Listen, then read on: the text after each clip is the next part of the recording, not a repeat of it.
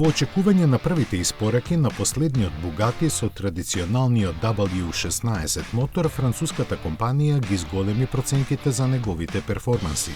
Велиме проценки затоа што го имаат испробано само до 380 км на час, иако низ автомобилските кулуари се шушка дека е способен за дури 500 км на час.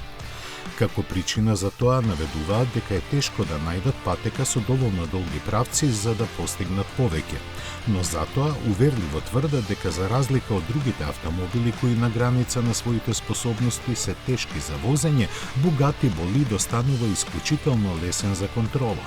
Тоа би требало да биде утеха за 40-те купувачи на овој тркачки автомобил, кои за своите 4 милиони евра ќе добијат само 1600 наместа 1850 конски сили, колку што концептот развиваше.